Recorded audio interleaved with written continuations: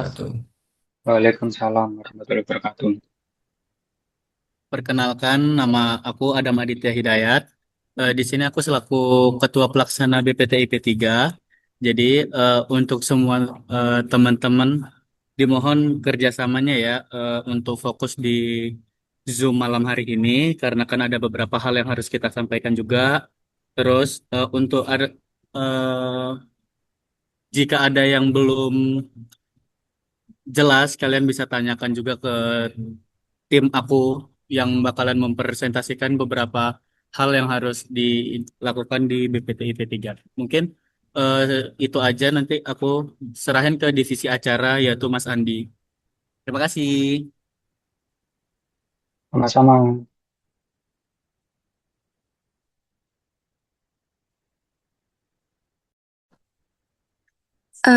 Assalamualaikum warahmatullahi wabarakatuh. Selamat malam Waalaikumsalam teman-teman semuanya. warahmatullahi wabarakatuh. Waalaikumsalam. Baik, terima kasih yang udah hadir pada pertemuan hari ini. Nah, di sini aku mau ngejelasin tentang Parade Mie Nusantara.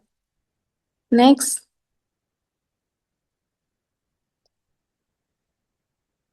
Next. Nah, di sini kita bakal ngadain acara itu. Di sini nama acaranya Asia Festival 2026 Parade Mie Nusantara dengan tema utama Parade 120 lebih varian rasa Nusantara pada tanggal 24 Januari 2026. Nah, lokasinya ini di Plaza Begawan. Untuk potensi pengunjungnya ini kita akan kurang lebihnya itu 5.000 lebih pengunjung. Nah, di sini ada 4 kegiatan utama. Yang pertama itu festival kuliner. Ini menghadirkan 50 lebih tenan mie lokal khas Nusantara. Terus ada battle cooking. Ini lomba masak mie bisa untuk dosen, karyawan, dan umum. Nah, selanjutnya ini ada noodle battle. Ini kompetisi makan mie tercepat dengan hadiah menarik. Terus dilanjut sama live musik dan cultural performance. Nah, ini kita gestarnya itu ada Escape. Lanjut.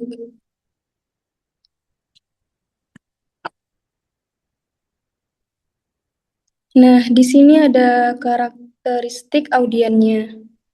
Yang pertama itu ada mahasiswa dan anak muda dari umur 18 sampai 25 tahun. Ini bagi yang suka produk praktis, modern, dan viral. Aktif di media sosial dan tertarik dengan brand experience. Terus ada keluarga dan masyarakat umum.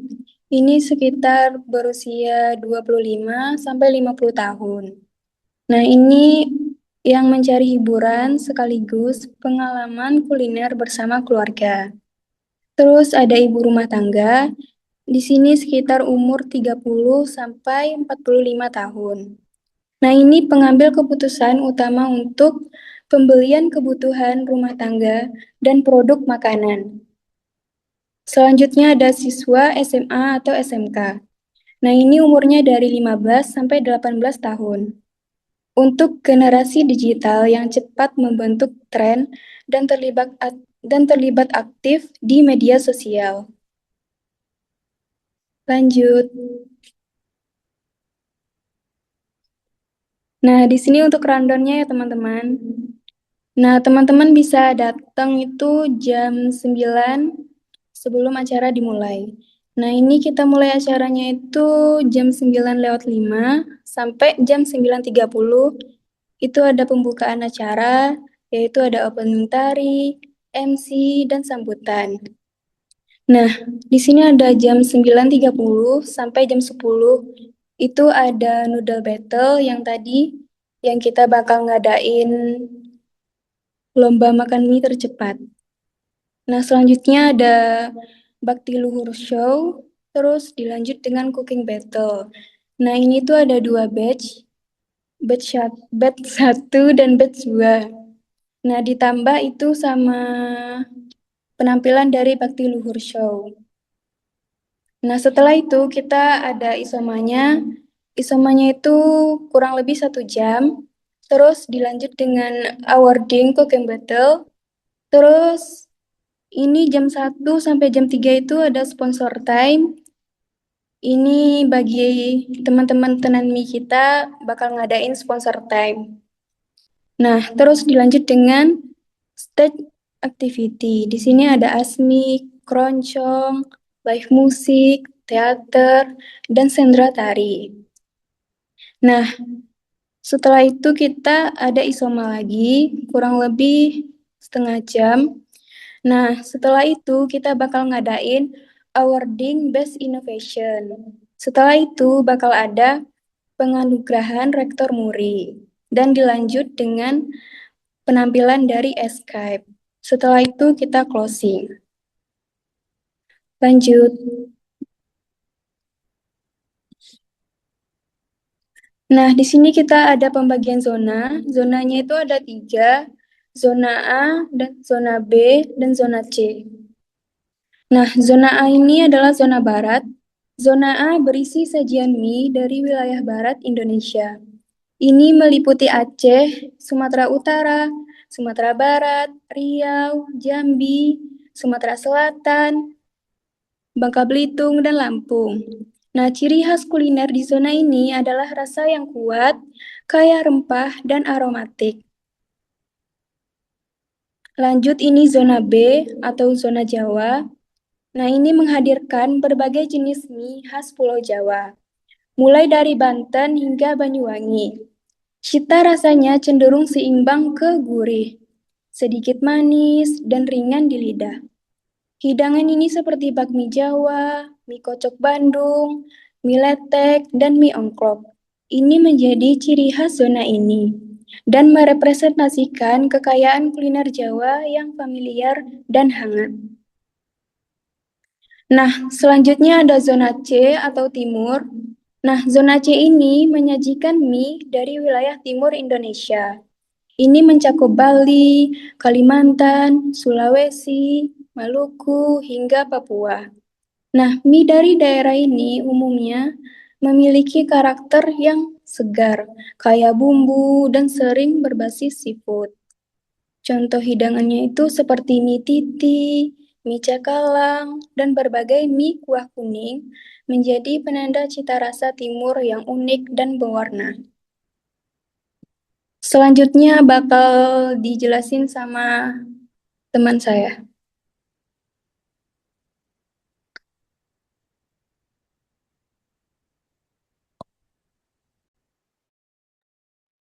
Oke, di sini saya akan menjelaskan tentang layout venue yang akan diadakan di Plaza Apartemen Begawan. Yang pertama, itu pada lantai 1, itu terdapat main stage sebagai pusat acara dan hiburan. Dan yang kedua, di lantai 1 itu juga ada booth sponsor, booth startup Asia, dan area FO dan MOH untuk kebutuhan sesi acara. Nah, di lantai 2 itu terdapat gate masuk pengunjung yang di garis kuning ini yang ada tangga eskalator itu adalah gate untuk masuk pengunjung bagi yang akan datang ke event kita nanti. Yang kedua itu ada zona produksi PKK. Zona produksi PKK itu yang ada di warna biru. Jadi setelah kita masuk ke gate di awal tadi, kita akan ketemu step pertama itu di zona produksi PKK. Nah, selanjutnya itu di zona wilayah A, B, dan C. Nah, untuk zona wilayah A itu di bagian kotak warna merah, dan untuk yang zona B itu di warna kuning, dan yang zona C itu yang di warna hijau. Nah, untuk yang warna ungu itu adalah zona makan. Nah, dining area ini dikhususkan untuk para pembeli yang sudah membeli di tenan kita nanti. Jadi untuk pembeli yang tidak membeli di tenan kita nanti tidak diperbolehkan untuk duduk atau berada di dining area ini. Dan untuk perihal makanan dari luar, itu kita tidak boleh membawa makanan dari luar dan dimakan di dining area ini. Nah, selanjutnya saya akan membahas tentang konten. Nah, di BP3 Hybrid ini akan ada 2 tugas. Yang pertama itu sebenarnya ada yang pertama itu mencari sponsorship dan yang kedua itu membuat konten. Nah, sebenarnya ini untuk masalah konten, eh, tim PR kami yang sebenarnya harus menjelaskan, tapi saya akan menjelaskan secara eh, sedikit tentang konten yang akan harus kalian buat ini. Yang pertama itu konten digital pra-event. Nah, konten digital pra-event itu kalian harus membuat konten yang dimana isi konten tersebut bertema publikasi untuk promosi konten kita waktu tanggal 24 Januari 2026 mendatang. Nah, untuk share info. Nah, kalian itu harus share info juga terkait eh, event yang akan kita laksanakan pada 24 Januari. Dan untuk share infonya itu terserah kalian, itu bisa share info di sosial media seperti IG, TikTok, atau di Facebook. Tapi yang paling rame, yang bisa mendatangkan engagement yang banyak itu ya di IG sama TikTok. Nah, liputan atau dokumentasi event saat hari H. Nah, yang ketiga ini kalian harus membuat konten tentang event waktu hari H. Pokok intinya itu gini, waktu kalian di hari H itu kalian harus membuat konten terkait event-event yang sedang berjalan di waktu itu. Nah, jadi tanggal 24 Januari itu kan tadi yang sudah dijelaskan sama Mbak Dila tadi terkait rondonya itu. Nah, kalian harus setidaknya membuat satu konten yang ada hubungannya dengan event yang sedang berjalan di tanggal 24 Januari 2026. Untuk konten cukup di situ dulu sih. Selanjutnya saya akan menjelaskan tentang sponsor. Nah, lanjut, next.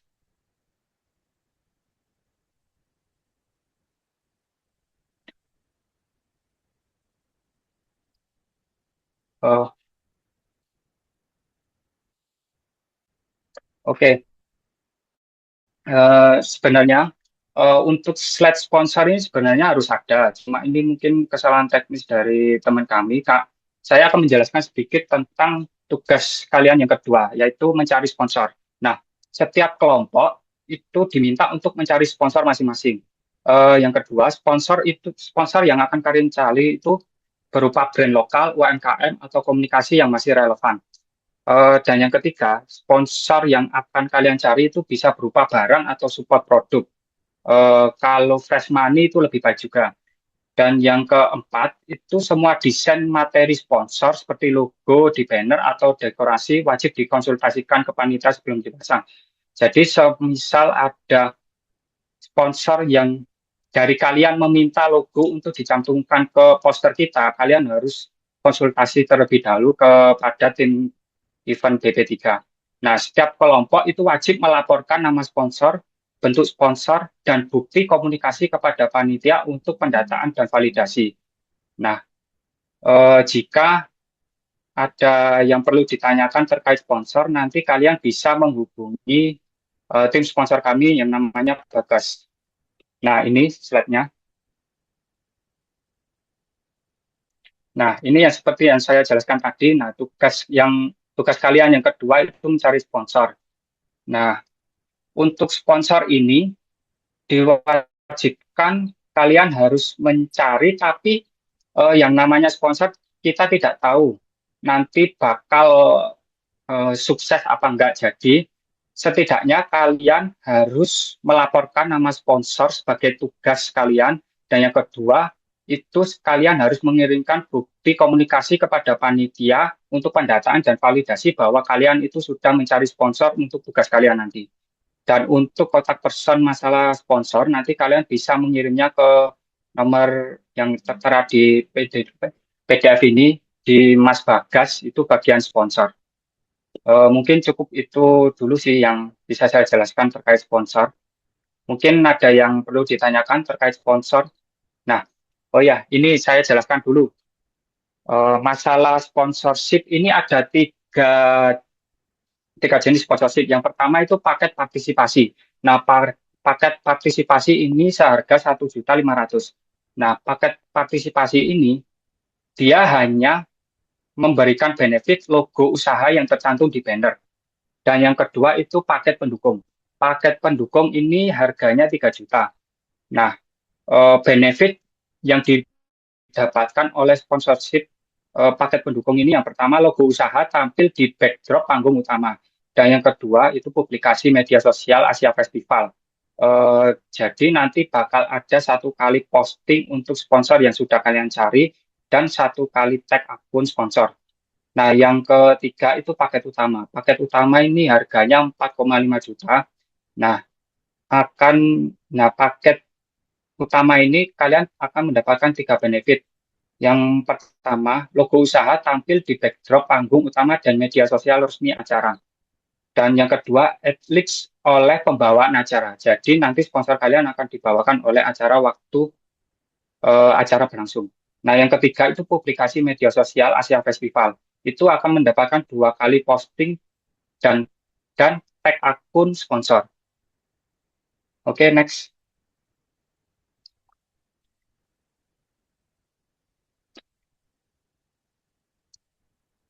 Next, Mbak Najil. Nah, konten ini tadi sudah saya jelaskan. Mungkin perihal konten ada yang perlu ditanyakan?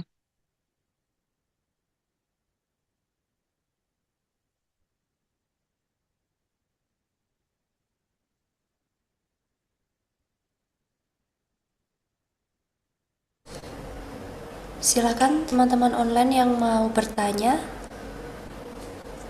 Kak, izin nanya, Kak.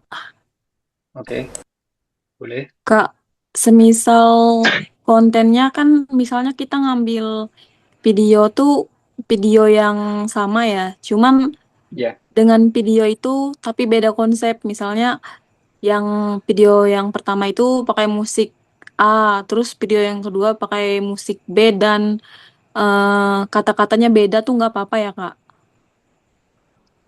jadi gini, masalah untuk eh, videonya itu sama, tapi nanti tinggal diganti kayak background musiknya itu.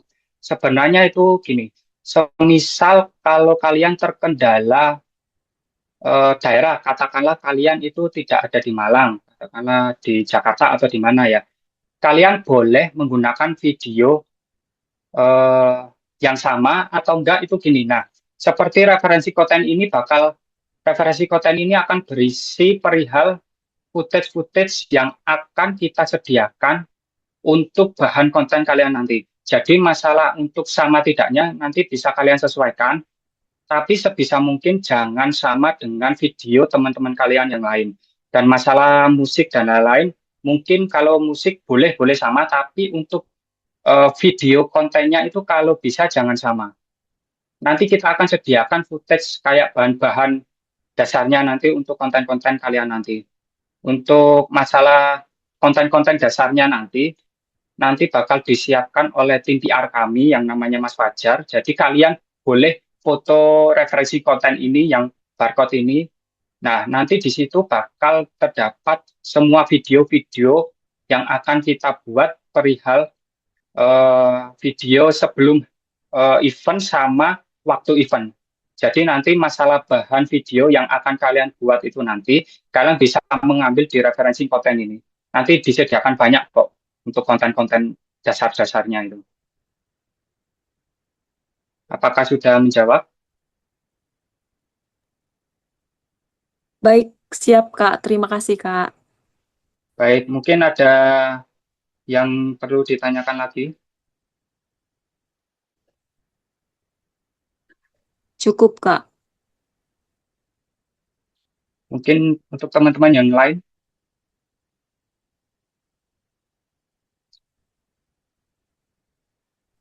Kak, mau tanya Kak, Ya, Kak.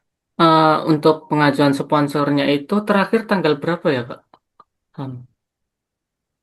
Untuk pengajuan sponsornya itu sebisa mungkin sebelum acara event berlangsung. Oh, Jadi Hamin kalau satu bisa, berarti ya? kalau pengajuan sponsor itu kalau bisa jangan Hamin 1, Berapa? 1 minggu sebelumnya aja. Soalnya sebenarnya gini, kenapa 1 minggu sebelum event? Karena gini, siapa tahu semisal sponsor yang kalian cari itu benar-benar mau untuk memberikan sponsor untuk kalian. Jadi kita bisa mendata sponsor mana saja dan berasal dari mana saja. Jadi nanti biar kita enak datanya nanti. Jadi 1 minggu sebelum event aja. Kalau masalah sponsor untuk pengumpulan atau pengajuan sponsor itu. Baik, Kak. Terima kasih infonya. Ya Kak, mungkin ada yang perlu ditanyakan lagi.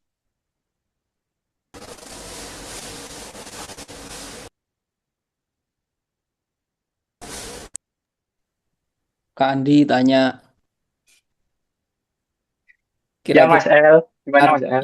targetnya berapa event, berapa konten untuk teman-teman ini? Nah, untuk konten itu target konten itu sebenarnya yang harus menjelaskan itu Mas Fajar. Dan saya Hmm. sudah menghubungi Mas Fajar itu terkait detail kontennya itu nanti bakal disampaikan Mas Fajar juga. Dan ini orangnya juga mau join juga. Mungkin bisa ditunggu sebentar. Oke, jadi mungkin kan harus jelas targetnya berapa Ya, konten. Mungkin kita kan sudah menyediakan, teman-teman panitia kan sudah menyediakan bahan kontennya, cuma kan tetap harus ya, harus ini. Secara breakdown kan eh, pra, terus event sama after. ya, Nah, cuma after nanti event. ya after event. Nah, cuma nanti itu harus clear juga biar nggak ngambang. Apakah satu pra, satu hari H atau satu after gitu ya? Apakah cukup banyak di pranya juga? Karena salah satu yang perlu dibantu banget adalah gimana cara kita eventnya rame, mempromosikan event mungkin lebih dibanyakin di pra event. Iya sih Mas, ini eh, perihal mekanisme untuk tugas konten ini yang paling paham itu sebenarnya Mas Fajar karena Mas Fajar tadi berhalangan hadir. Cuma ini saya sudah ngabari Mas Fajar kalau dia mau hadir. Mungkin bisa ditunggu sebentar aja sih. Oke, oke. Mungkin move ke pertanyaan lain, misalnya ada yang tanya juga yang lain tadi kayak masalah sponsorship, em, terlalu mepet nggak kalau Hamin 1 minggu? Karena mungkin takutnya ada sponsor gede yang butuh masuk di cetak juga, otomatis Hamin 1 minggu itu kita kan sudah naik cetak semua untuk brand identitinya. Iya, Nah, kira-kira mungkin di ini aja, di garis bawahi kalau misalnya sponsor itu adalah sponsor yang kayak sponsor kecil gak popo Hamin 1 minggu, tapi mungkin kalau untuk sponsornya itu yang dia perlu masuk kalau sesuai dengan proposal ya, misalnya itu yang perlu perlu masuk ke media yang kita cetak, misalnya brand identitinya perlu masuk di situ, nah itu mungkin harus lebih awal daripada itu, karena 1 minggu kita kan paling nggak Hamin 1, Hamin 2 itu kan sudah harus pasang beberapa ini toh, istilahnya media-media yang kita cetak. media-media itu. Ya, Jadi dipastikan aja mungkin nanti kalau untuk apa ya kontra prestasinya kita itu perlu ada logo yang masuk di media-media kita, ya kita nggak bisa Hamin 1 minggu. Tapi kalau yang cuma ad clips penyebutan terus masuk sosial media kayak gitu-gitu Hamin Hamin 1 minggu it's okay lah. oke Mas. Mungkin nanti ini ya apa di PPT-nya kayak ditambah-tambahi, nanti dikirim juga ke Ya, teman-teman yang kelas online supaya ini ya, supaya enak. Jadi nanti PPT-nya ya Mas. diperbaiki terus ditambah-tambahi biar eh, selain penyampaian kita secara lisan, mungkin teman-teman ada guideline-nya juga yang bisa dibaca di PPT.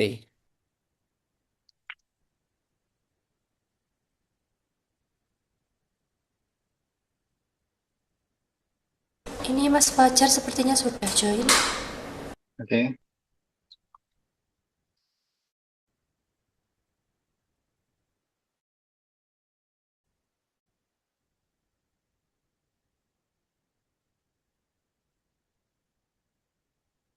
Oke Mas Fajar.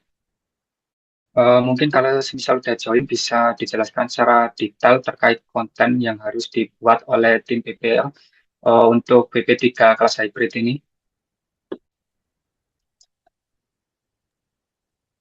Oke, baik, terima kasih waktunya. Mohon maaf saya baru gabung, saya baru senggang. Jadi, hai teman-teman BP3, selamat malam. Assalamualaikum warahmatullahi wabarakatuh. Saya Fajar dari tim PR-nya BP3.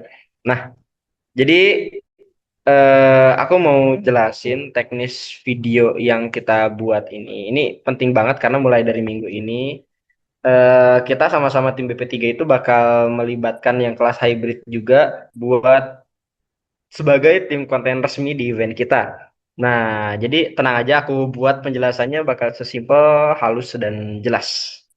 Oke, jadi ini tujuannya itu tuh kita kita fungsikan biar biar IG kita sama TikTok kita itu ya aktif, hidup karena itu masih baru juga. Terus memberikan yang kelas hybrid juga pengalaman marketing yang real, bukan cuma simulasi, dan juga jadi portofolio juga kan buat rekan-rekan sekalian. Jadi nanti semua kontennya itu bakal dinilai juga buat penilaian teman-teman sekalian. Sama ini juga kita lombakan juga, ada hadiah dan juga pengumuman resmi. Nah, jadi tugasnya itu simple banget. Jadi setiap kelompok dari BP3 ini wajib buat bikin 3 video utama. Nah, videonya tuh apa aja? Yang satu pra-event. Ini ada teaser, ada edukasi, ada fun fact, ada behind the scan, ada juga storytelling. Nah, ini kita dapat dari mana infonya? Infonya nanti akan kita share dari QR code setelah ini. Jadi di dalamnya itu nanti udah ada rasa apa aja sih 120 rasa itu. Jadi kalau kalian mau buat fun fact mie ini kenapa ada mie ini, kenapa rasanya ini, terus sejarahnya seperti apa, terus teaser eventnya seperti apa juga itu boleh. Pokoknya temanya edukatif dan informatif. Nah, terus ada juga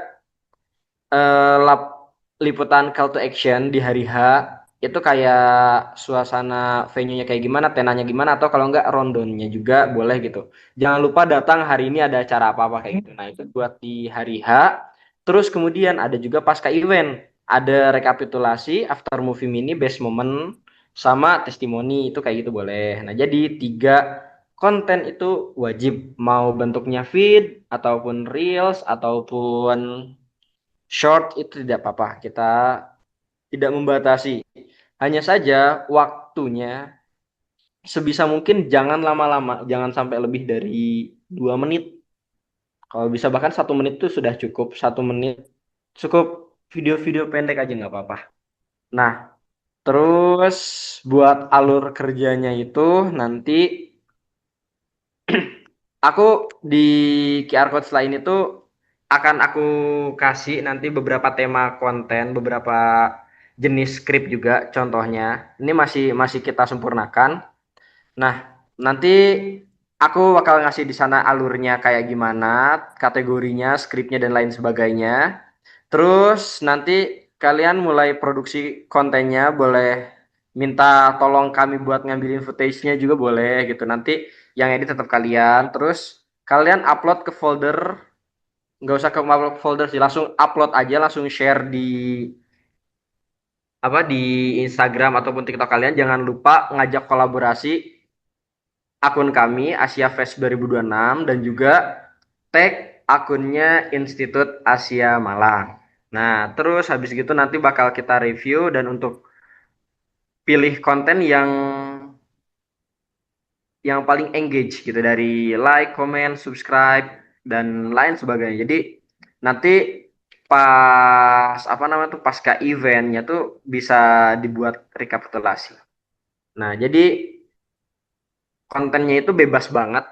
Kalian explore-nya juga nggak apa-apa mau dengan cara seperti apapun, tapi guideline-nya itu aku buat simple. Jadi dari tone-nya itu tetap heritage dan juga hangat dan tema Nusantara, entah itu pakai batik, entah itu pakai candi-candian dan lain sebagainya, dan juga Gen Z friendly. Jadi typingnya kita usahakan kita sederhanakan mungkin karena emang target market kita di Gen Z juga. Terus visualnya juga harus tetap rapi, terus bersifat informatif, boleh lucu, boleh estetik, boleh sinematik. Nah, ada juga kok beberapa referensi di dalamnya juga, kayak contoh skrip dan juga patokan gitu. Nanti, nah kriteria penilaiannya itu nanti ada 100 poin dengan 5 aspek sih. Yang satu tuh kreativitas sama originalitas itu 30%, jadi nggak ngopi punya orang terus di repost gitu. Terus kualitas visual editingnya juga 20%. Terus branding Asia Fest-nya dari tone, logo sama vibe-nya juga dapat itu 20%. Terus akurasi informasi, nggak ada typo, terus tanggal tepat, tempatnya juga pas gitu. Nah itu 10%. Terus engagement-nya dari like, comment, share-nya juga itu kami nilai 20% juga. Jadi nggak cuma viral, tapi ya kualitas konten sama brand feel-nya juga itu hal yang penting.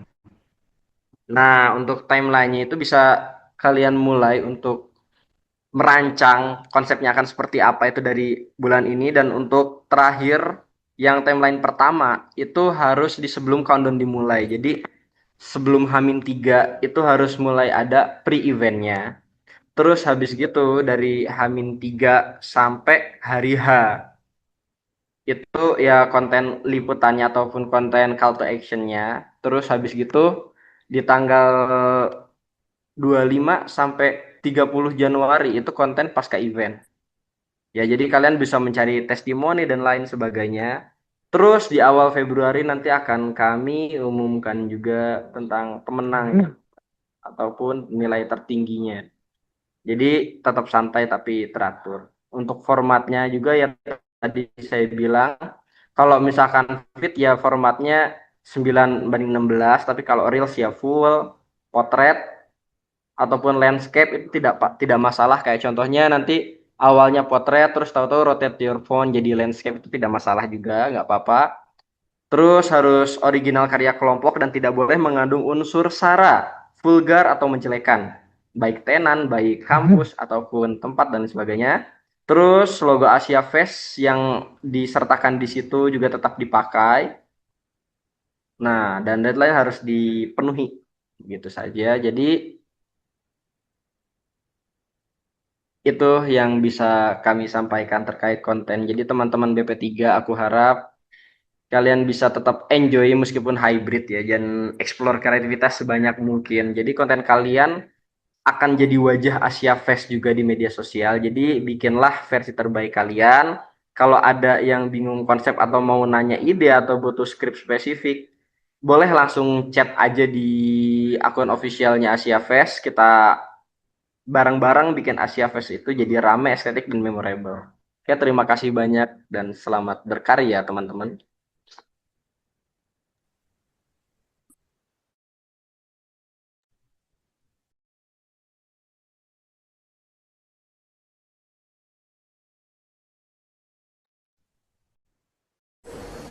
Baik, untuk teman-teman ada yang mau ditanyakan mengenai kontennya tadi?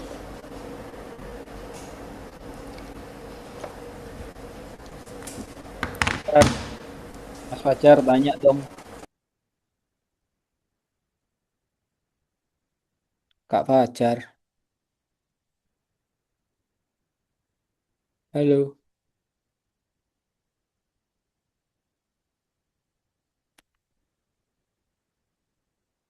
Kok hilang?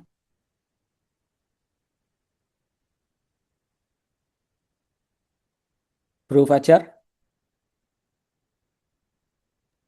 Hadir, mohon duluan nih. Tanya dong, tanya dong. Itu tadi kan Boleh, target boleh. kan tiga atau tiga tiga tiga konten pra, terus event sama pasca. Nah, misal Betul. eh, mau lebih dari itu kan peluang menangnya kan lebih gede toh. Nggak apa-apa kan? Misalnya lebih dari tiga, karena supaya lebih rame. Iya, iya. Halo, gimana? Boleh nggak? Kan standar minimalnya tiga. Kalau lebih dari Betul. tiga kan boleh.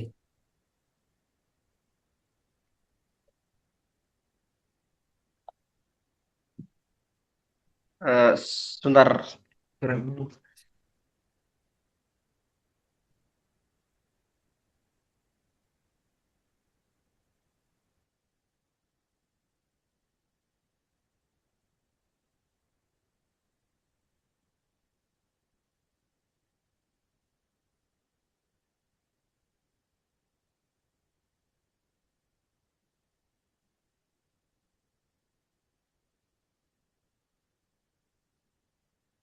Mohon maaf, bisa diulang pertanyaannya? Agak noisy tadi. Jadi standar minimalnya tadi kan 3. Jadi eh, before atau pra-event, terus waktu hari H event, sama after event.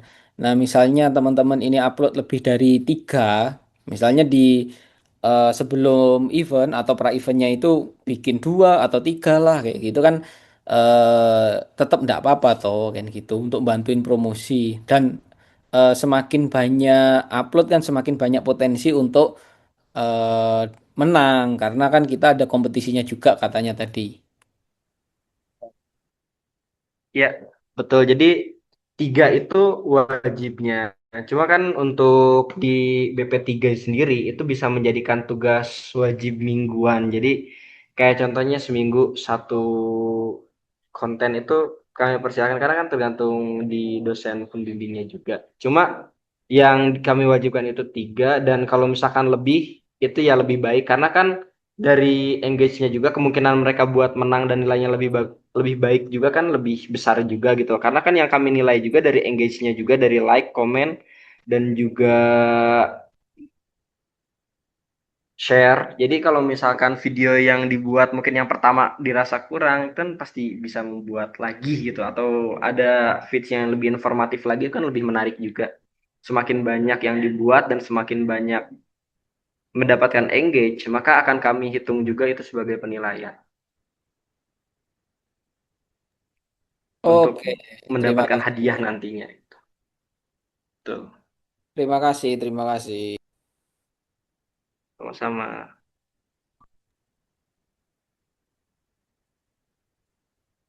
And anything else, teman-teman ada yang mau ditanyakan kembali?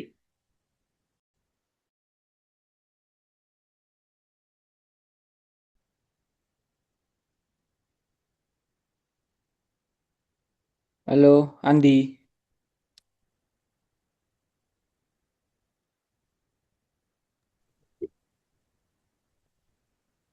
Ini nanti untuk update terkaitnya mau buat kayak gimana, kalau misalnya masih ada kebingungan, nanti bisa di save ya yang QR code tadi, karena beberapa term and condition, beberapa faktor ketentuannya, syaratnya juga, itu nanti ada di situ juga.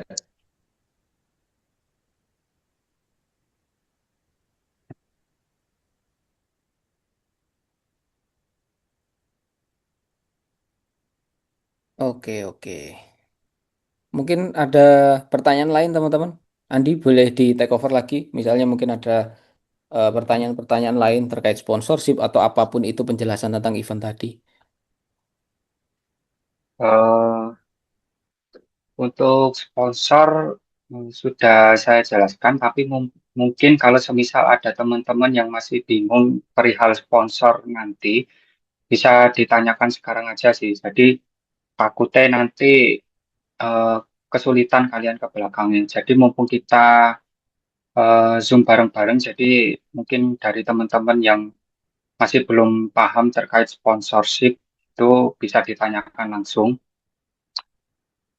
Dan untuk mungkin masalah tambahan, eh, untuk pengumpulan sponsor yang mungkin semisal cuma nyantumin logo dan itu, mungkin satu minggu itu sudah cukup. Tapi benar apa yang dikatakan Mas El, kalau semisal kalian mendapatkan sponsor yang gede, mungkin bisa dikumpulin jauh-jauh hari sebelum event nanti berlangsung. Jadi nanti tinggal sesuaikan aja. Dan untuk batas pengajuannya itu intinya disesuaikan aja, tergantung sponsor kalian juga. Nanti sponsor kalian itu mendapatkannya itu sponsor apa. Jadi semisal untuk sponsor-sponsor kecil yang cuma nyantumin logo atau apa, mungkin Hamin satu minggu itu sudah cukup. Tapi untuk kalau misal sponsor gede, kalau bisa dikumpulin dari jauh-jauh hari. Mungkin tambahan dari saya itu sih Mas El.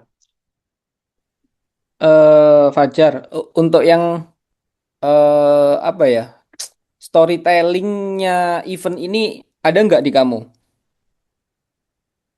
Jadi gambaran-gambaran event secara lengkap kayak gitu.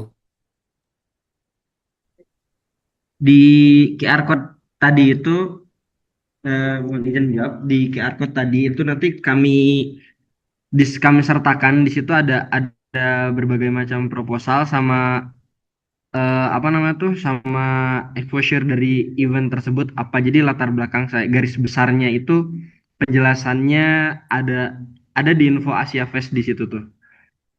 Ini buat guideline dan lain sebagainya ini masih dalam tahap perancangan juga. Jadi ini masih penyempurnaan juga. Ada belum beberapa term yang masih ada di situ dan ini akan kami upload sesegera mungkin. Oke.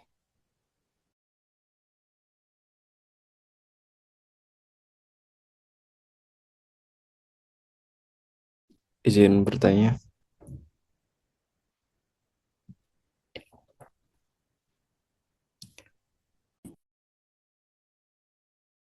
Silahkan Mas Rivaldan. Mungkin saya sedikit terlewat tadi. Untuk perihal konten kan tadi 3 konten ya, Kak. Nah, konten ini itu tadi itu per individu atau tetap per kelompok? Kalau menurut Bu Eca kemarin kan itu katanya kelompok dan bebas antara misal ada poster 1 sama 2 video gitu. Kalau ketentuannya yang sekarang itu seperti apa ya? Gimana untuk teman-teman panitia? Jadi kemarin di kelasnya Bu Eca itu ada 3, jadi yang satu bisa konten, bisa poster atau apa gitu. Yang penting menjerumus ke konten, ke acaranya gitu. Gimana Mas El? Mungkin sedikit bantuin Fajar sih, karena gini kemarin mungkin Bu Eca itu bilang seperti itu karena ini sih, apa namanya? Karena dengan sudut pandang teman-teman ini kan online, jadi untuk tagging video itu kan agak susah. Untuk bikin konten bahan-bahannya itu kan agak sedikit susah. Nah, cuma tadi dari timnya Fajar itu kan sudah bersedia untuk menyediakan raw kontennya atau bahannya. Jadi gimana Jar, video semua ya? Tiga tiga konten tadi video semua ya Jar ya?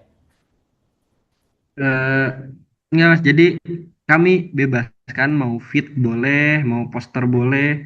Cuma kalau misalkan bisa kan lebih bagusnya yang orang bikin bikin orang diem tertarik ya biasanya kan video. Tapi Ya. kalau misalkan perlu feednya pun ya nanti buat footage-nya kita sediakan juga seperti itu. Mm. Atau ada contoh konten, misalnya kita ngomong konten ya, nggak cuma upload poster tok, karena kayaknya orang datang ke konten itu kan nggak cuma perkara poster gitu ya, tapi mungkin poster boleh, tapi kayak di model ada carousel yang pakai storytelling, modelnya kayak gitu sih, mungkin. Oh betul betul itu masukan yang luar biasa Mas. Itu bisa bisa jadi bahan pertimbangan kami juga.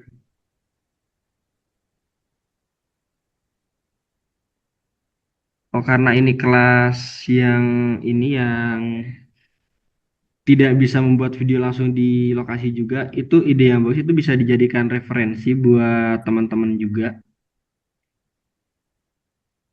Kayak gitu boleh. Meskipun carousel kayak gitu ke samping, beberapa feed. Ininya feednya tentang informatif kayak yang menarik kayak ada apa. Ini kayak contohnya mie kocok Bandung. Kenapa mie kocok Bandung itu cara membuatnya dikocok seperti itu kan.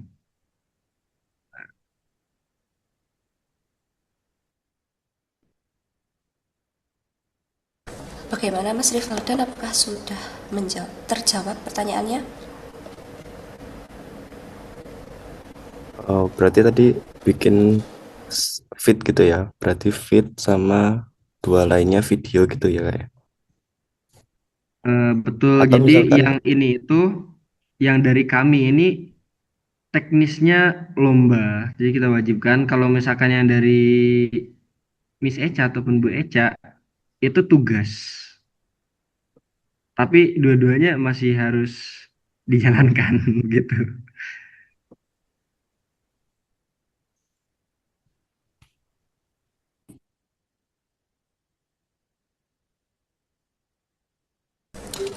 Oke, untuk teman-teman lain apakah ada yang mau ditanyakan lagi? Kalau belum ada, saya serahkan ke Mas L dulu karena malam hari ini Bu Eja berhalangan hadir, jadi akan ditemani sama Mas L. Silakan Mas L. Eh, Oke, terima kasih Mbak Desti. Yang lagi batuk-batuk, nggak sembuh-sembuh batuk-batuknya, kakek ngombe es sama minum yang manis-manis gitu ya. Oke teman-teman, selamat malam semuanya. Mungkin saya di sini minta waktunya sekitar 30 menitan aja untuk sedikit nambahi apa yang sudah disosialisasikan sama teman-teman tadi, yang teman-teman panitia. Mungkin aku di sini pengen sedikit sharing seputar konten. Teman-teman panitia kalau mau tetap standby di sini boleh, kalau mau ini ya, kalau mau live juga silahkan. Gitu ya, saya tidak akan ini kalian. Mungkin ini aku pengen sedikit sorry. Aku sudah co-host belum Mbak ini Mbak? Sudah Mas, sudah. Bentar.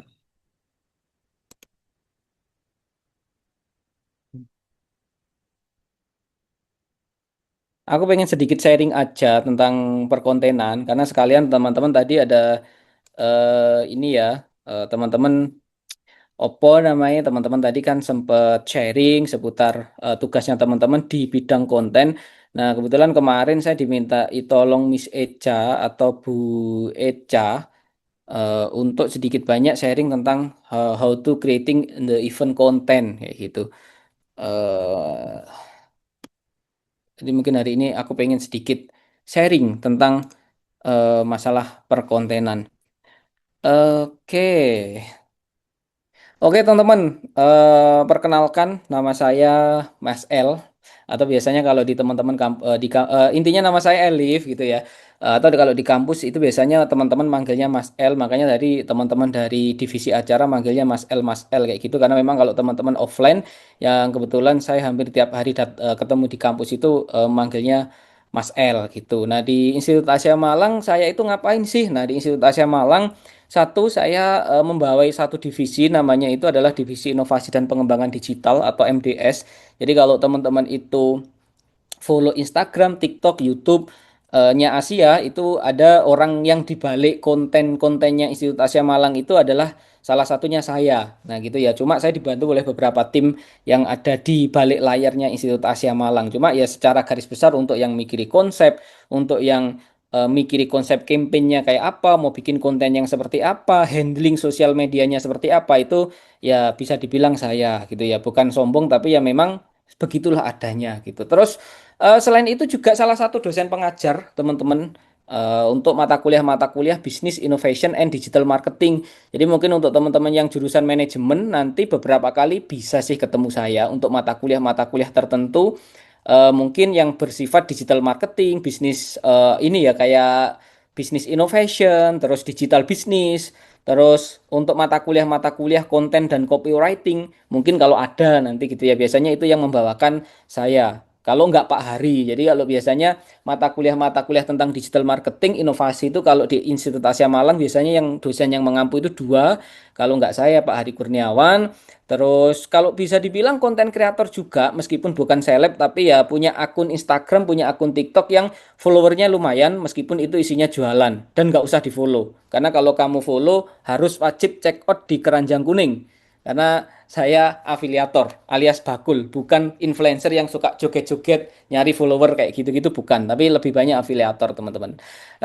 Background pendidikan di Institut Asia semua. Saya S1, S2 di Asia, cuma ya agak sedikit aneh karena S1 accounting, karena cita-cita dulu jadi banker, pegawai bank, cuma karena kurang tinggi akhirnya shifting menjadi orang yang ini ya, shifting karir lebih ke marketing karena saya suka jualan, sampai punya tagline semua bisa dijual kecuali harga diri. Harga diri juga nggak apa-apa kalau ada yang nego dan cocok kayak gitu ya. Jadi prinsip hidupnya semuanya bisa dijual teman-teman. Jadi kalau kenal saya ya nanti teman-teman hati-hati karena bisa saya jualin gitu ya. Sampai teman-teman saya pun tak jualin gitu ya. Tapi jangan mikir yang aneh-aneh, yang tak jualin itu adalah skillnya mereka. Jadi kebetulan saya punya teman-teman itu kalau dia punya skill itu biasanya skillnya tak jual. Suka mengkonekkan juga. Misalnya kamu butuh apa, saya punya teman yang bisa di bidang apa, itu saya konek-konekin sehingga ya kalau kata orang itu semakin banyak teman semakin banyak rezeki gitu teman-teman ya. Saya pengen sedikit sharing seputar dunia perkontenan karena apa? Ini teman-teman ya. Satu, kalau kita ngomong event, jadi ini saya sedikit ngomongin sedikit aja ya, karena kalau kita ngomong secara mata kuliah content and copywriting itu seharusnya itu biasanya 7 kali pertemuan, jadi nggak cukup kalau dibahas untuk 1 kali pertemuan kayak gini. Intinya saya pengen sedikit nebeli apa yang sudah disampaikan oleh rekan-rekan saya tadi yang di BPTIP 3 acara. Nah, di mana tugasnya teman-teman satu tadi adalah bikin konten, yang kedua adalah sponsorship. Nah, saya di sini untuk lebih fokus untuk masalah konten aja. Nah, kenapa kok sekarang kalau kita ngomong event itu salah satu poin pentingnya itu adalah di konten ya. Karena mau nggak mau, diakui nggak diakui, sekarang ini sosial media itu sama dengan pintu pertamanya orang ketika mengenal event. Nah, jadi pintu pertamanya orang tahu ada event apa, artisnya siapa, eventnya ini apa, sekarang itu adalah sosial media. Bukan lagi kayak dulu ya mungkin poster, radio, terus TV dan lain sebagainya. Kalau sekarang itu adalah di sosial media, teman-teman ya. Nah, teman-teman boleh cek bahwa event-event konser, event-event kuliner, event-event gede itu sekarang mainnya adalah di sosial media semua. Nah, makanya jarang banget sekarang kalau ada event gede orang itu kayak nyebar brosur, nyebar selebaran-selebaran, tapi mereka lebih banyak itu yang gandeng influencer atau orang-orang yang punya follower yang cukup lumayan ya, entah itu mikro ataupun makro influencer yang istilahnya itu segmen audiensnya itu cocok dengan tema event orang tersebut. Makanya nanti di sini kita juga akan sedikit banyak ngobrolin tentang gimana sih mapping kira-kira cocoknya kalau event kita kuliner itu cocoknya dengan segmen audiens yang seperti apa. Jadi itu yang pertama kenapa kok kita perlu banget dibantu sama teman-teman untuk bikin konten karena pintu pertama konten itu bisa banyak pengunjung, bisa mendatangkan crowded yang banyak banget itu adalah istilahnya pertama kali pintunya itu adalah melalui sosial media. Dan kenapa kok konten? Ya karena kalau kita ngomong sosial media, ya powernya itu ada di konten gitu loh. Jadi kita ngomong sosial media kalau nggak ada kontennya ya itu ya apa ya kalau dibilang yuk koyok bodong lah intinya gitu. Jadi kalau kita bilang sosial media itu nyawanya juga ada di konten, bahkan bisa kita bilang bahwa konten ini bisa dibilang menjadi tulang punggung komunikasi di era modern, bahkan mempengaruhi semua aspek kehidupan dan industri. Contoh kalau di dunia bisnis, mulai dari brand awareness sampai istilahnya itu mulai dari brand awareness sampai orang itu mau beli, sampai tahapan action ya, call to action, sampai advokasi itu bisa dilakukan lewat konten. Nah, sama dengan event juga seperti itu.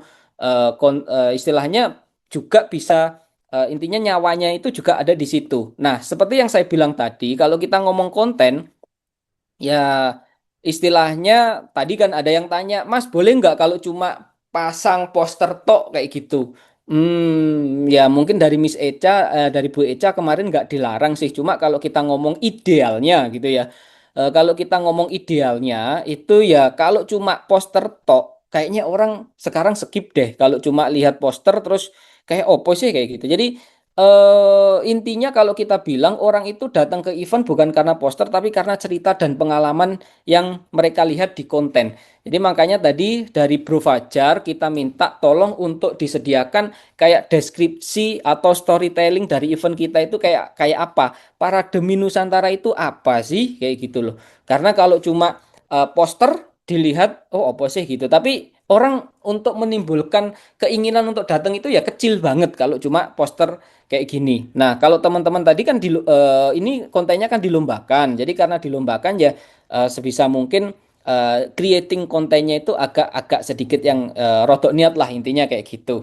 Nah, jadi nanti sama Bro Fajar semoga di ini ya istilahnya dibuatkan untuk penjelasan lengkap tentang eventnya itu apa. Terus di situ juga ada proposal ini ya background kok background apa namanya ya eh, cerita di balik acara ini tuh apa? Karena gini, kalau kita ngomong Asia Festival Parademi Nusantara 2026 ini tuh bisa kita bilang ini tuh bukan sekedar kayak event kuliner yang kita cuma jualan mie, tapi di situ itu sesuai dengan tagline kita, menjelajah rasa merasakan Nusantara, kita itu juga jual experience, kita itu jual pengalaman.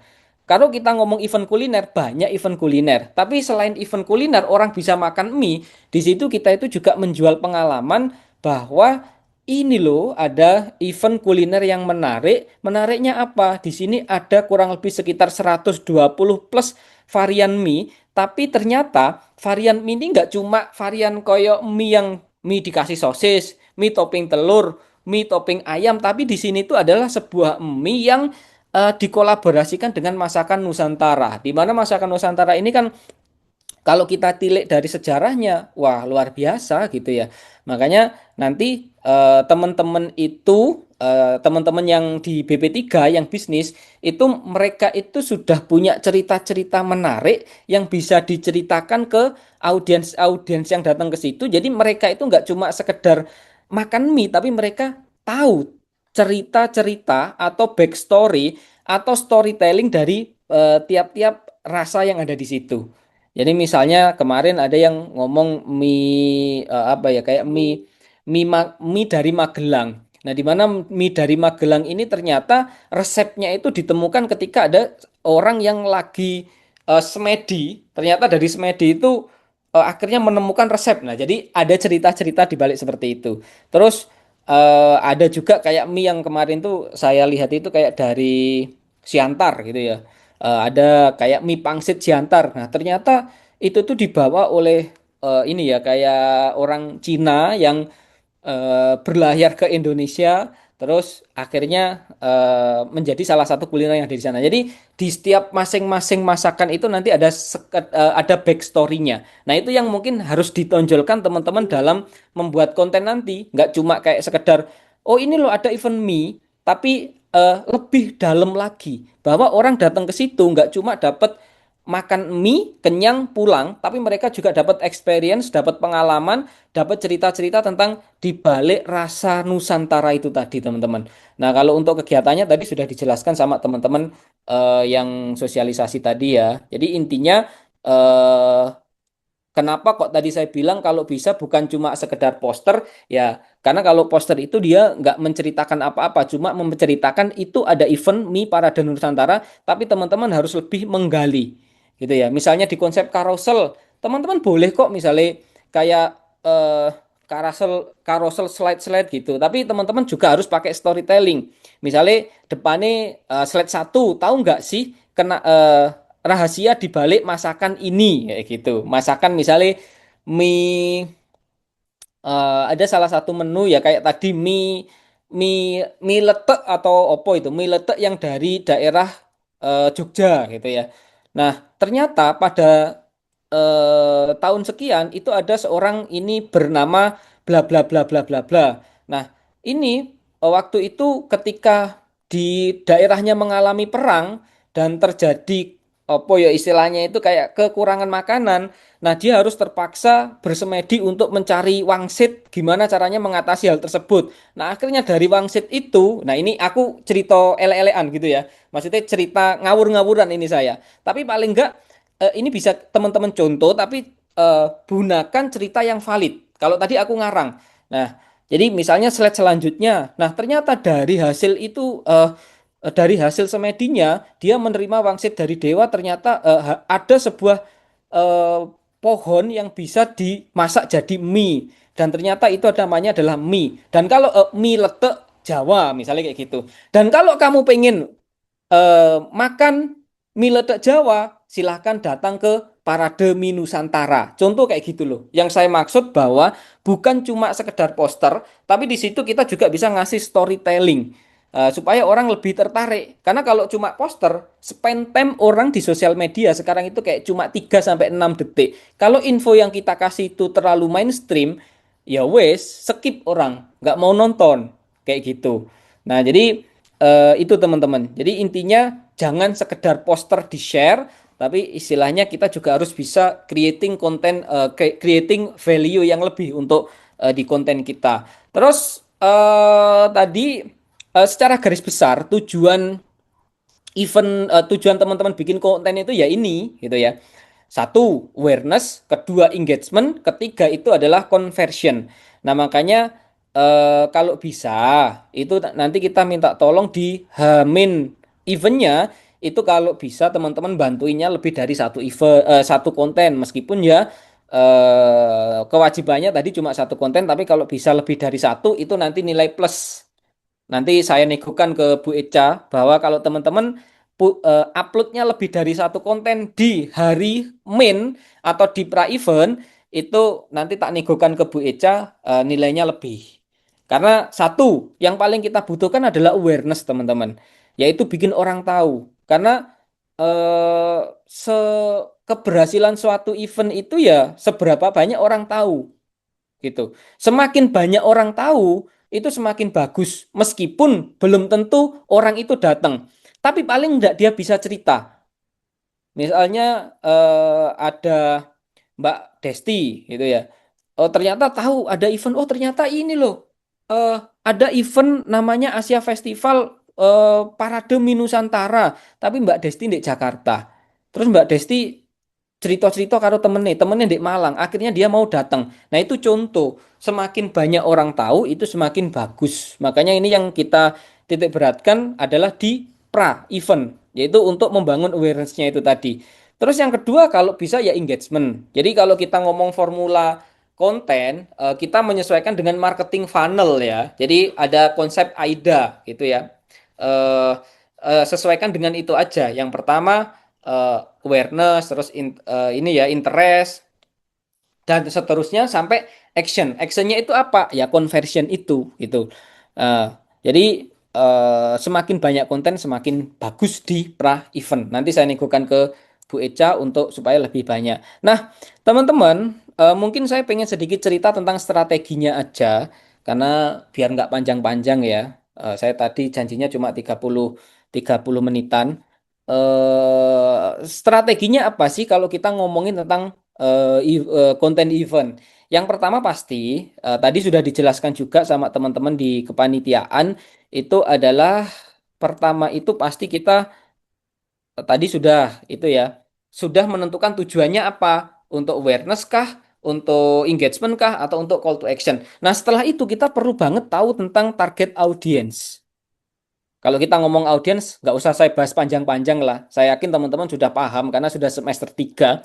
Jadi intinya kalau kita ngomong audiens itu ya sekelompok orang dengan karakteristik tertentu yang berpotensi menjadi konsumen atau menjadi target dari brand kita. Nah, PR-nya di sini semakin spesifik audiens kita, maka akan semakin bagus strategi yang bisa kita jalankan. Jadi semakin spesifik yang apa ya target audiens kita, maka strategi yang kita jalankan itu akan semakin bagus teman-teman. Contoh kalau kita ngomong parade mie, event mie, siapa sih yang mau datang ke event mie? Semua orang mau datang.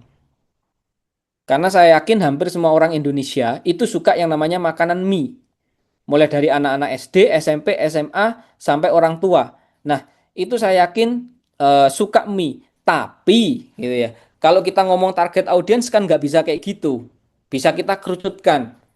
Nah, contoh sesuai dengan misalnya range harganya kita di 15 sampai di 10 sampai 20 ribu. Kira-kira siapa yang cocok? Ya, mungkin anak SMA, mahasiswa itu cocok karena range harganya cocok untuk uang jajan mereka. Atau bisa kita lihat dari demografi. Dari demografi itu kayak dari demografi itu misalnya nih, kalau kita ngomong teman-teman mungkin domisilinya nggak di Malang. Tapi mungkin nanti secara bikin konten itu packaging kontennya ditargetkan untuk orang-orang yang domisilinya di Malang dan sekitarnya. Jadi misalnya ngetek lokasi. Ngetek lokasinya adalah di Begawan Apartemen.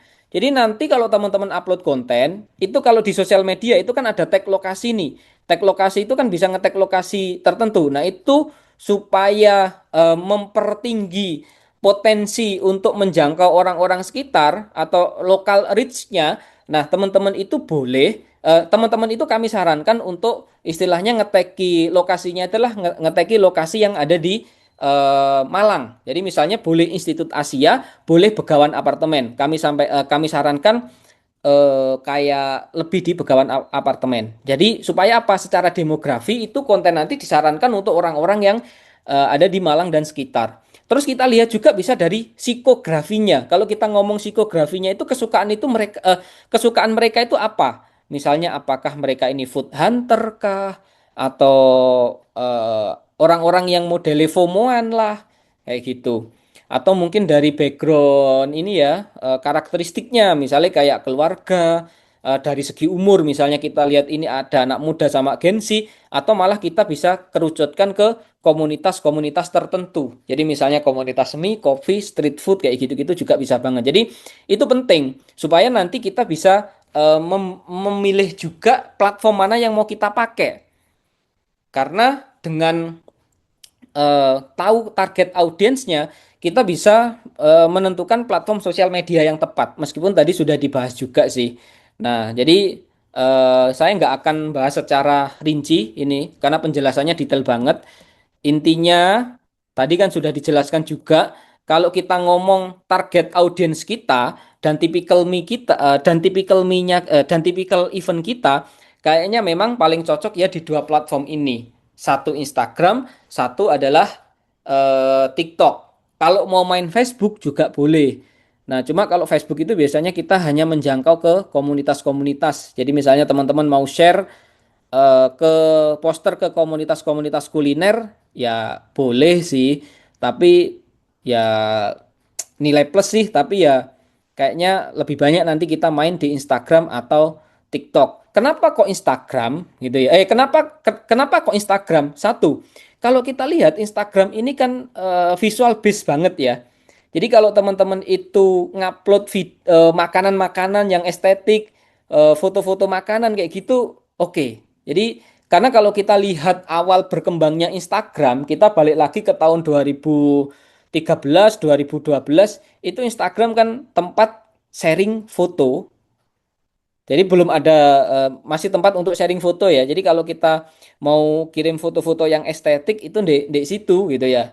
Nah, karena berhubung audiens itu makin ke sini makin suka konten video, akhirnya Instagram ngikut juga. Ada Reels, ada ini itu gitu. Nah, tapi base-nya kalau kita ngomong yang konten yang berbasis visual dan estetik-estetik, Instagram itu masih oke banget. Dan ini cocok kalau kita ngomong untuk event kita yaitu kuliner.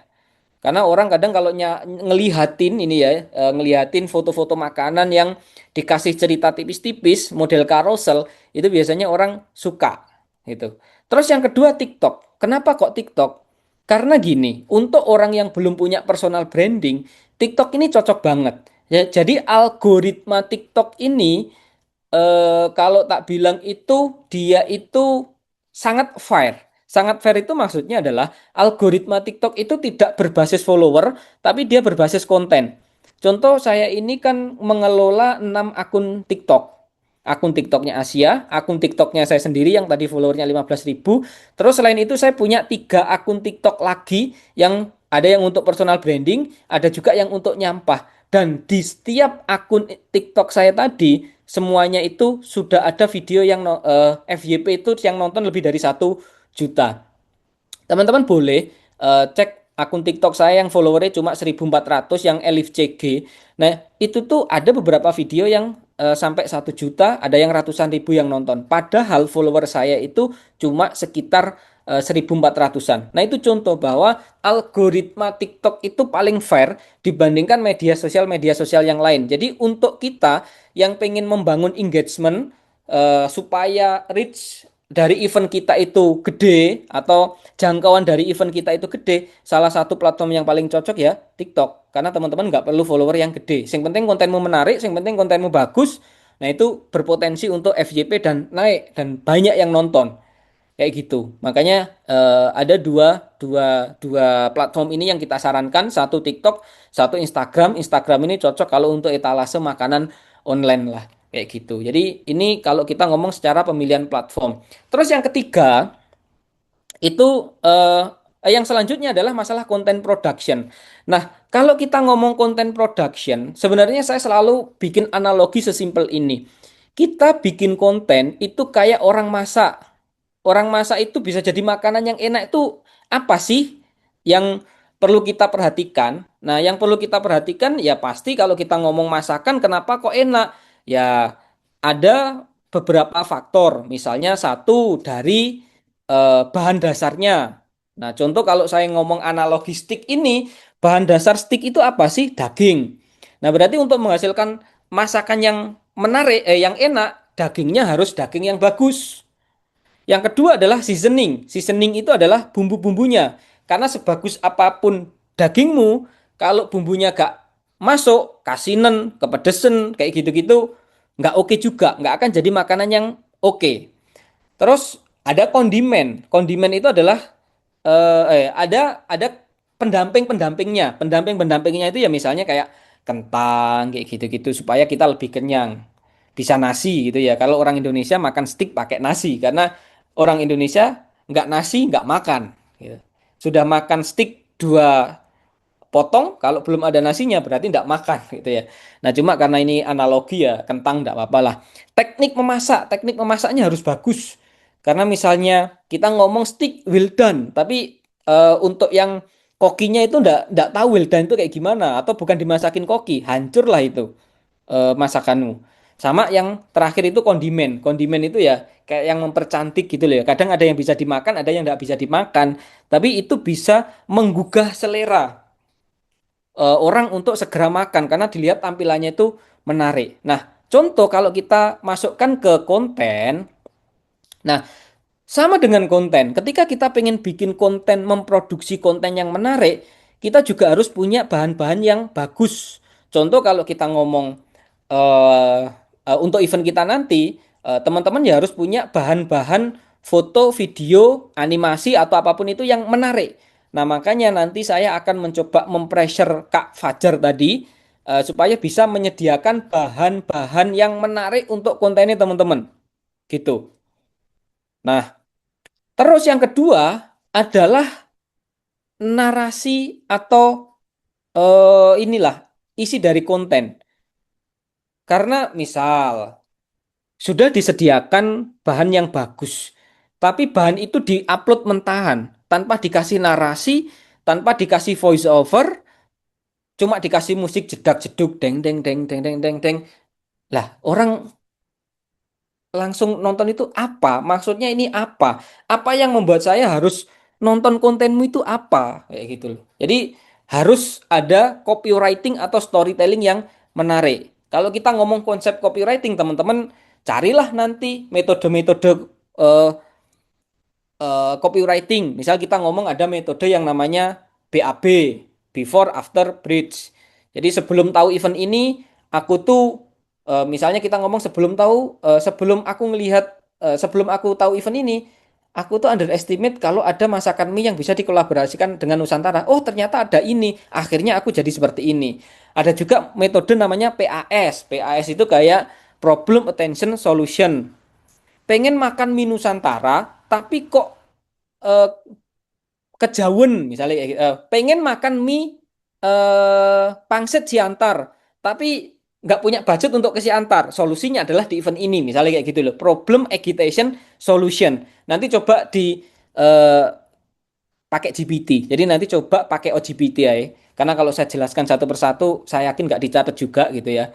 Nah, jadi pakai GPT, chat GPT, tolong buatkan saya copywriting untuk narasi konten event saya yaitu Asia Parade Mie Nusantara. Pakai konsep AIDA atau pakai konsep BAB atau pakai konsep PAS kayak gitu. Terus yang ketiga itu adalah audio. Audio itu bisa suara kayak ini ya, kayak namanya narasi narasi pakai ini loh, apa namanya itu voice over. Terus bisa juga musik atau juga bisa sound effect. Jadi sound effect itu juga menambah ketertarikan orang untuk nonton konten. Mungkin teman-teman kalau kalau biasa nontonin konten, ada beberapa konten kreator yang di awal videonya itu mereka selalu pakai kayak semacam sound yang dimana sound ini tuh men-trigger orang untuk kayak apa sih kayak gitu loh. Jadi mengambil perhatian atau bahkan malah bikin kaget. Ada sound teriak, ada sound kadang celing, ada kayak sound-sound kayak gitu. Karena memang audio ini juga cukup bisa menambah untuk video kita itu mau ditonton. Plus tadi ya kita ngomong distribusi. Jadi kita ngomong karakteristik sosial media tadi hubungannya dengan distribusi ini karena masing-masing sosial media itu punya karakteristik. Jadi misal kamu bikin konten yang sebenarnya itu Gen Z banget, terus kamu lempar ke Facebook, pasti nanti komennya nggak nyambung. Salam interaksi kakak, kayak gitu. Pejuang 0,01 gitu, gara-gara kena FB Pro itu ya.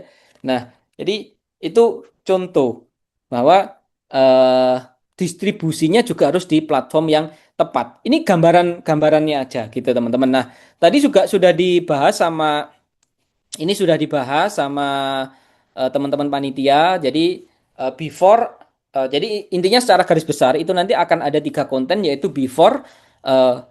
before itu adalah konten pra event. Ya mulai dari H-30 sampai H-1 lah intinya kayak gitu itu kita ngomong before event. Nah, di mana biasanya teaser, terus behind the scene. Jadi nanti mungkin teman-teman yang di panitia minta tolong juga nanti disiapkan misalnya kita lagi rapat lah, mungkin ada yang pusing-pusing, mungkin ada dosen yang lagi marah-marah, atau mungkin ada anak lagi masak mie. Itu mungkin juga kalau ada disiapkan konten-konten yang model behind the scene kayak gitu. Terus mungkin juga bisa model perkenalan tenan-tenan makanan. Nah kemarin kayak kalau untuk perkenalan tenan ini sudah ada beberapa konten yang dikirim sama Bu Eca sama menu viral yang bakal ada. Jadi kayak menu-menu yang bakal ada itu apa aja. Itu biasanya ini contoh ide-ide aja sih. Tapi kalau teman-teman mau meng-packaging atau mengemas dengan model yang lebih yang beda itu juga nggak apa-apa. Terus kalau di event itu nanti tipikal-tipikal kontennya adalah ya memperlihatkan crowd atau antrean atau suasana rame. Nah, nanti minta tolong mungkin teman-teman yang di panitia nanti juga harus ini ya untuk di hari H itu teman-teman yang di panitia itu harus kayak gercep. Jadi take langsung masuk non drive, take masuk non drive kayak gitu-gitu. Jadi bisa juga close up makanan sampai nanti mungkin kayak tanya-tanya pengunjung. Jadi tanya-tanya pengunjung reaksinya kayak gimana. Itu di hari H. Nah, mungkin nanti teman-teman akan kita coba juga untuk kita streamingkan. Kita akan coba untuk mungkin teman-teman nanti akan coba live streaming. Live streamingnya itu nanti kemungkinan bukan di YouTube, tapi bisa jadi live streaming di Instagram atau di TikTok. Jadi nanti akan dicoba untuk live streamingnya pakai Instagram atau TikTok. Bisa di Instagram atau TikToknya kampus dan yang di Asia Festival. Makanya dua-duanya nanti minta tolong di follow Instagramnya Asia ataupun Instagramnya TikTok, Instagramnya dan TikToknya Asia Festival teman-teman. Nah kalau untuk pasca event itu ya pasti after movie gambaran gitu ya. Untuk ini fungsinya untuk apa sih? Ya untuk memperlihatkan bahwa event kita rame dan banyak orang yang mau datang. Terus selain datang ini untuk istilahnya membangun kredibilitas supaya nanti kredibilitas satu di depan siapa, satu di depan sponsorship, kedua membangun kredibilitas juga untuk kayak jejak digital. Jadi nanti kedepannya kalau ada orang-orang shorts tentang Asia Festival sudah banyak postingan-postingan yang ternyata di situ tuh eventnya rame. Bisa juga recap sampai testimoni-testimoni kayak gitu teman-teman. Jadi itu ya sama ucapan terima kasih sudah datang di event kita. Biasanya model-modelnya kayak gitu. Jadi itu sih gambaran-gambaran nanti yang bisa teman-teman lakukan. Eh kalau ini apa yang membuat konten berpotensi viral ini mungkin tambahan dikit aja. Minta waktu tambahan 10 menit. Satu, konten itu menarik karena apa sih gitu ya. Dari pengalaman saya kurang lebih 2017 sampai sekarang berkecimpung di dunia konten kurang lebih ya 8 tahun lah di dunia perkontenan. Meskipun saya belum yang jadi influencer gede banget kayak gitu enggak, tapi paling enggak saya itu mengelola Instagram Institut Asia Malang itu mulai dari nol. Mulai dari followernya itu aku dewe. Jadi aku bikin Instagram namanya Stimik Asia. Itu yang follow aku dewe, sampai sekarang followernya itu hampir 30.000. Nah, jadi suka dukanya itu saya tahu gitu loh. Nah, di mana setelah saya mengamati, eh, berdasarkan pengalaman, belajar sana sini, nontonin, ikut ini ya, ikut belajar dari konten kreator yang cukup gede, ternyata rumus tertinggi, kalau kita ngomong konten itu supaya, ini ya, supaya viral, itu rumus tertingginya itu adalah kontroversial. Jadi coba nanti teman-teman itu bikin packaging, kontennya itu nek bisa itu ya jangan gitu-gitu tok, jangan mainstream. Karena kalau mainstream itu ya pasti orang yang nonton itu ya dikit gitu ya. Memang ada orang yang ngomong katanya, oh kalau pengen viral itu postingnya di jam sekian, sekian, sekian, sekian. Ya itu hanya memperbesar. Tapi dari yang saya coba, itu yang paling rumus paling manjur itu adalah kontroversial. Kontroversial itu apa sih? Kontroversial itu nggak harus negatif loh. Tapi kontroversial itu contohnya adalah kita itu bisa membenturkan ekspektasi dan realita audiens. Ekspektasinya orang kayak gimana, realita yang kita kasih itu kayak gimana. Contoh paling simple, saya itu kemarin waktu Lebaran itu bikin, ucapan selamat Hari Raya Idul Fitrinya itu nggak kayak orang yang biasa-biasa gitu ya. Jadi kalau biasanya orang bikin ucapan selamat Hari Raya Idul Fitri itu kan kayak gini, gitu ya. Ketika mata tidak bisa melihat, ketika, kaki tidak bisa melangkah, ketika mulut tak bisa berucap, kayak orang disabilitas kayak gitu ya. Jadi nggak iso kabeh. Nah, eh, saya mengucapkan kayak gitu. Saya Risa Santoso, Rektor Institut Asia Malang mengucapkan Selamat Hari Raya Idul Fitri. Kalau kayak gitu, pasti yang nonton cuma ya pol-pole 10.000 lah gitu ya. Pol-pole cuma 10.000. Nah tapi kemarin kita nyoba bikin sesuatu dari sudut pandang yang berbeda. Nah kita nyoba pakai kayak screenshotan chat. Jadi kita menganalogikan, Bu Rektor ngechat kita ngechat Bu Rektor. Terus, ini ya, kayak jawabannya Bu Rektor kayak gini. Jadi kita waktu itu kepikiran kayak kita ngomong, sore Bu Rektor, ini kan videografer sama editor mudik semua. Untuk video ucapan Lebaran gimana ya Bu? Gitu. Terus gaya-gaya nih Bu Rektor jawab, selamat sore. Waduh gimana ya? Kamu buatin ucapan gini aja wis. Saya Risa Santoso eh, dan segenap Sivitas Akademika Institut Asia Malang mengucapkan bla bla bla. Itu kita screenshot, kita upload dan ternyata, eh, yang nonton itu hampir 600.000. Yang nge-like itu 20.000, komennya 145, yang share 425, 425, terus yang nge-save itu 568. Itu contoh yang dimaksud dengan kontroversial. Ekspektasinya orang kayak gimana, realita yang kita kasih kayak gimana. Jadi membenturkan ekspektasi dan realita itu tadi. Nah, coba nanti pikirkan gimana teman-teman itu caranya bikin, mengemas konten kampanyenya event ini supaya, mind blowing gitu loh. Jadi nggak dipikirkan orang, oh ternyata gini toh, gitu loh. Jadi ternyata gini toh gitu ya. Contoh lagi, saya pernah bikin campaign, bikin kayak video iklan untuk Institut Asia Malang. Itu yang nonton itu, 1 juta lebih, banyak direpost oleh akun-akun gede juga. Nah itu saya bikin campaign tentang beasiswa di Institut Asia Malang. Tapi saya packaging kayak gini, pakai model jasa desain keliling. Dan dari situ saya langsung pakai desain kelilingnya itu bukan pakai laptop, tapi saya pakainya itu adalah pakai ini ya, pakai semacam, eh, PC. Di mana PC ini kan orang sudah mikir, ah kan sekarang ada yang namanya laptop, kenapa masih pakai PC? Nah itu yang dinamakan membenturkan antara ekspektasi dengan realita. Nah itu yang, itu rumus yang tadi, yaitu, kontroversial teman-teman. Jadi membenturkan ekspektasi dengan realita itu kayak kayak gimana. Terus yang kedua itu kalau bisa kita coba sajikan konten itu dengan perspektif yang berbeda. Nah, makanya tadi tak suruh, teman-teman di panitia kayak Fajar, Bro Fajar tadi menyediakan kayak behind the scene. Karena kadang orang kalau kita ngomong event itu tuh ya fokusnya di eventnya, di acaranya. Padahal kadang orang juga tahu, pengen tahu gitu ya, pengen tahu di balik acara ini ada siapa aja, orang ngapain aja. Jadi behind the scene.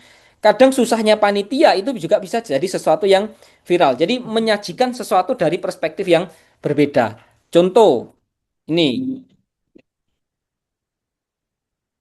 eh,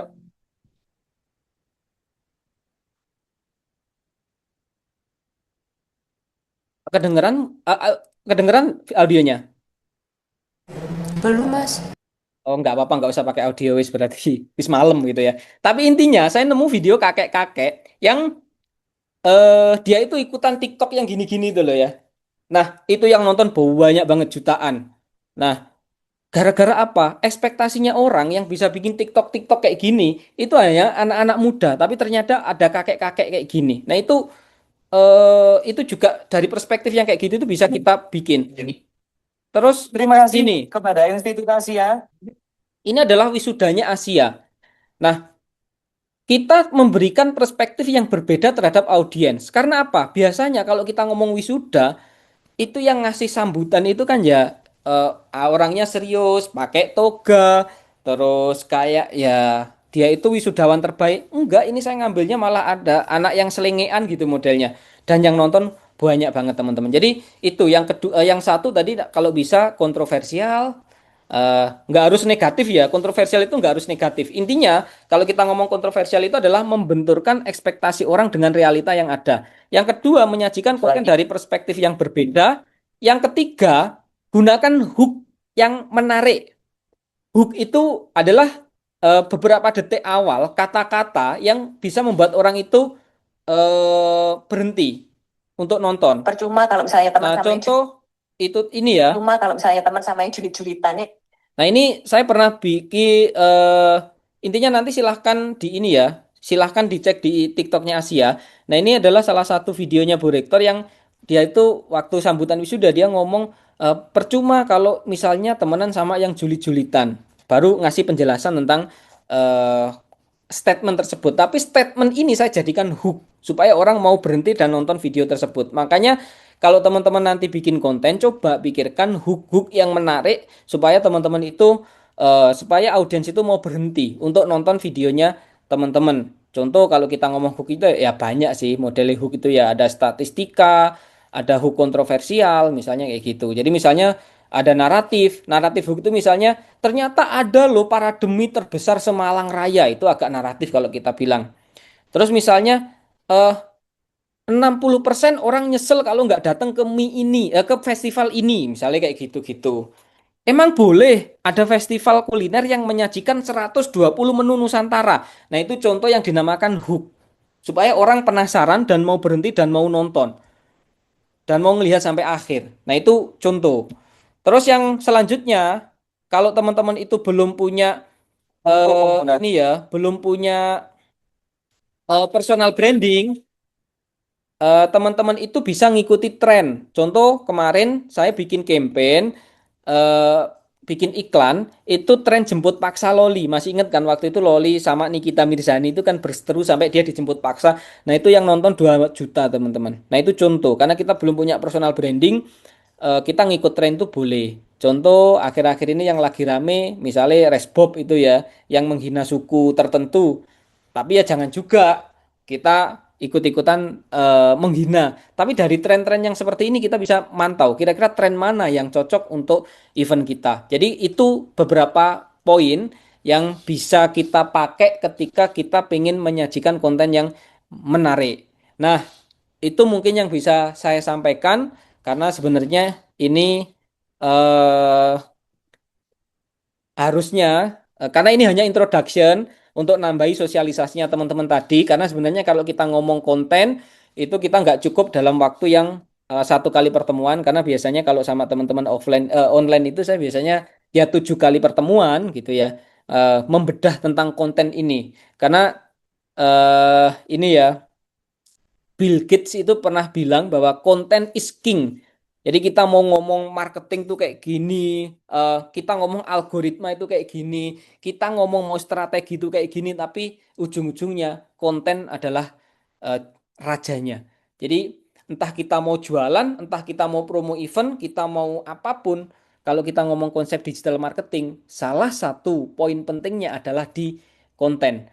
Misalnya teman-teman ngiklan nih pakai ads. Nah, teman-teman kalau kontennya bagus, maka ads-nya itu biayanya bisa ditekan.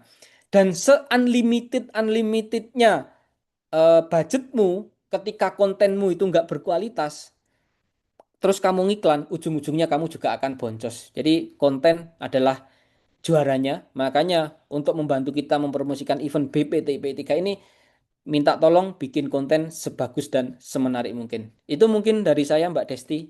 Saya kembalikan ke Mbak Desti. Oke, terima kasih Mas El untuk materinya malam hari ini, dan untuk teman-teman panitia juga terima kasih untuk sosialisasinya malam hari ini. Dan untuk minggu depan kita sudah libur ya teman-teman. Jadi selamat berlibur, selamat Nataru, selamat hari Natal dan Tahun Baru. Kita bertemu lagi di Nggak libur. tanggal. Loh, kok nggak libur? Lah mereka bikin konten kok. Oh iya, liburnya libur kelas aja. Tapi waktu libur itu membuat konten gitu maksudnya. Nanti kalau ngomong libur, mereka nggak ngonten. Mbak Desti yang gantiin konten. Kesempatan, loh. Kok saya? Maksudnya libur bertatap muka gitu. Oke. Sudah direvisi teman-teman ya, libur tatap muka secara online, tapi secara konten tidak libur. Libur, oke. Karena Dapat BPTIP itu adalah mata kuliah yang kalau kuliah itu cuma kayak semacam koordinasi, tapi kuliah yang sesungguhnya adalah tiap hari. Karena project. Jadi kerja terus. baik, itu curhatan dari Mas El. Selaku koordinator gitu ya Mas El ya. Ois. Oke, kita bertemu lagi pada tanggal 5 Januari, tapi jangan lupa membuat konten saat liburan. Buat konten acara eventnya BP3. Oke, terima kasih untuk malam hari ini teman-teman semuanya. Selamat beristirahat, jangan lupa mengisi link review malam hari ini. Saya akhiri, wassalamualaikum warahmatullahi wabarakatuh. Terima Waalaikumsalam kasih. Ibu. Waalaikumsalam warahmatullahi wabarakatuh. Waalaikumsalam Terima kasih Kak warahmatullahi Desti. Terima kasih Mas Mas El. El, Terima terima kasih Kak kasih. Desti.